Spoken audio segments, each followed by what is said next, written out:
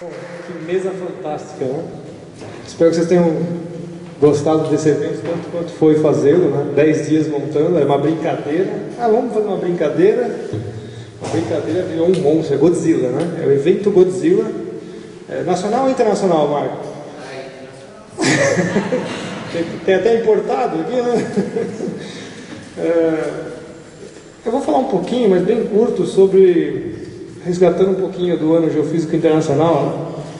Justamente ele foi estendido para 59 devido à alta atividade solar, e quando chegou em 2006, estava terminando meu doutorado sobre a Antártida, estou trabalhando já com a Antártida há quase 12 anos, eu me propus a avaliar os ciclones extratropicais do setor subantártico, onde fica a Península Antártica, durante o Ano Geofísico, o Ano Polar Internacional. Os alunos de mudanças climáticas que estavam lá, a gente falou assim, quer apostar que os caras vão usar esse evento para sacanear a ciência? Eu apostei com eles antes de começar o evento. E aí a gente foi avaliando imagens de satélite diárias, é um trabalho desgraçado, mas eu estou já há quase 10 anos fazendo isso de verões e invernos, e vou tirando as médias parciais. Aí eu resolvi comparar isso com as médias dos últimos 5 anos, e muito interessante que durante o terceiro ano polar internacional, alguns glaciologistas aqui no Brasil falam que é quarto ano, eu procurei em tudo que é lugar para ver se era o quarto, não tem, né? Só aqui no Brasil que é o quarto ano polar, confundindo com o Geofísico Internacional. E a única contribuição que eles deram foi uma enorme sacanagem com um relatório travado. Para você ler esse relatório, você tinha que esperar dar uma data X, que ele tinha que ser divulgado internacionalmente na mesma hora, e os caras vêm me dizer que a Antártida está derretendo. E eu fiquei assim, abismado com o negócio, porque eu tinha acabado de avaliar todos os ciclones extratropicais de um setor muito grande da Antártida, e eu notei que em 3 verões do ano geofísico, do ano polar internacional, 2006, 2007, 2007, 2008, 2008, 2009, eu tive que quase que em todos deles, mais de 31% da atividade ciclônica é intensa. Às vezes eu gosto de conversar com o Marcel, eu posso ser aquecimentista a qualquer hora, né? Posso falar assim, está aqui a prova do aquecimento global, os ciclones extratropicais da Antártida estão aumentando. Notem a responsabilidade de ser cientista. Eu poderia fazer isso, ganhar verbas colossais, né? Viajar para a Antártida, viagens de R$1 milhão, né? Mas não. E no inverno, 2007 e 2008, chegou a ter 50% mais atividade ciclônica extratropical na Antártida. Chegou ao ponto da Estação Antártica Comandante Ferraz não ter água para beber, porque nos verões não degelou. E derreter gelo, meus amigos, precisa de muita energia, e lá custa caro. Num lugar em que você, para levar 1 litro de gasolina, você queima 5, então a energia lá é muito cara. Você imagina que as pessoas da Estação Antártica Brasileira, que é uma das poucas estações da Antártida que tem água durante os 12 meses, ficou sem água, e já não é a primeira vez. E os recordes de temperatura da estação foram quase que quebrados, acho que uma delas quebrou, não lembro agora, de 1941. Então realmente foi muito, muito frio. E na hora que eu leio aquele relatório do Ano Polar Internacional de 2007 e 2009, eu fico assim, vendo como realmente a ciência se tornou, né, desse tipo aqui, chapa branca. A ciência, vocês viram um evento que teve aqui, né? A ciência legitimando ações econômicas as quais o Estado vai implementar. É aquela, né, uma pirâmide, né, um trio. Só um exemplo. O pessoal que fez mudanças climáticas comigo sabe muito bem o que a gente está falando. Eu trouxe aqui, né, da COP16, né? COP16, o Marcão mandou para a gente. Eu não sei, o professor tinha falado que não é isso, mas então são esperados apenas de 20 a 30 chefes de Estado no México, contra 118 que foram de Copenhague. O presidente Lula, uma das grandes estrelas do último encontro, já confirmou a sua ida. A sua delegação brasileira encolheu de 900 pessoas no ano passado para 250 este ano.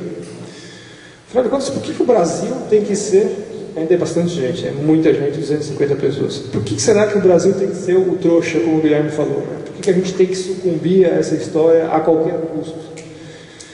Nós estamos avaliando aqui, e também vai ser a conclusão do curso de mudanças climáticas desse ano, para aqueles que estão fazendo, é que de repente a ONU achou um jeito de implementar o seu governo global e o mundo vai ser gerido por painéis pseudocientíficos. Nós temos o painel do ozônio de 87, que ainda está ativo com as suas COPs. Nós temos o IPCC, o JP, que é do ozônio, o IPCC, agora vamos implementar o IP10, que é uma coisa assim do painel da biodiversidade. Curiosamente, em julho, a Sociedade Brasileira para o Regresso da Ciência me coloca lá o tema Oceanos. Então já podem esperar que nós vamos ter um painel internacional dos oceanos.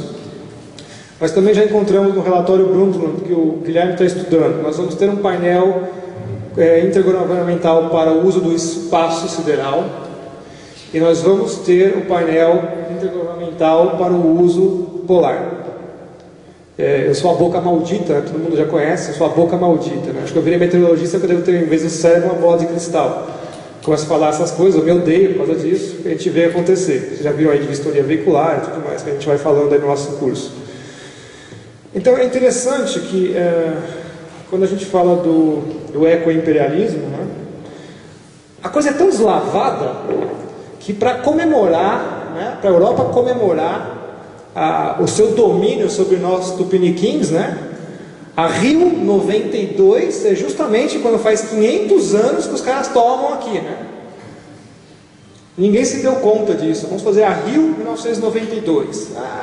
Aqueles trouxas lá vão fazer esse negócio aqui. A gente não se deu conta disso. Subliminar, né? Aliás, o rei da Espanha, né, financiou 3 caravelas para fazer, e veio aquele filme ridículo lá que vocês viram lá, Conquista do Paraíso, tudo ali realmente foi financiado, fizeram a viagem de novo, com as caravelas, filmaram, tá no cinema e tal. Mas chega a ser esdrúxulo, né? Os caras mostram assim, vamos mostrar que a gente realmente manda nesses caras, vamos repetir a mesma façanha de 500 anos atrás.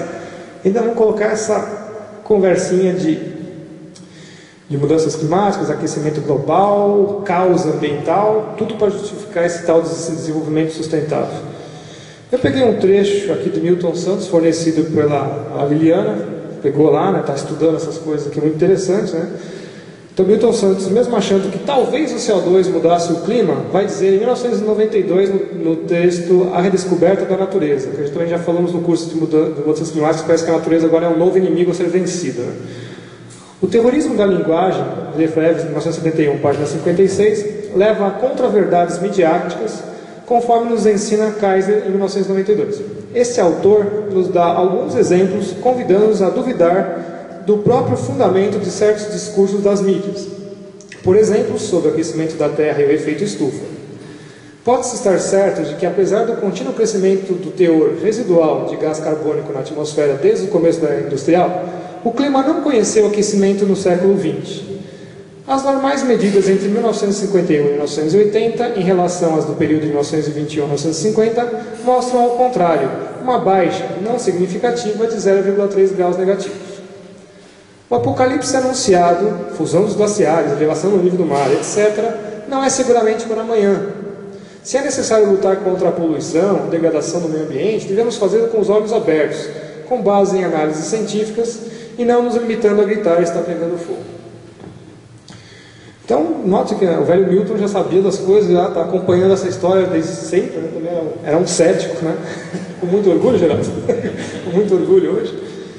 E nós estamos aqui, então, tentando fazer esse primeiro evento, que já para o ano que vem vai ser uma semana, né? Todos já estão convidados, nós vamos ter mais palestrantes, inclusive, o nosso grupo tem crescido bastante. O professor Vec é um dos mais novos, né? E nós conhecemos no Fórum de Tupã, um dos poucos fóruns sérios de meio ambiente que abre a voz, né, para a gente discutir. Então é isso, pessoal. A gente agradece aí a presença de todos. O terceiro bloco agora a gente vai abrir para questões. Fiquem à vontade para perguntar para todo mundo.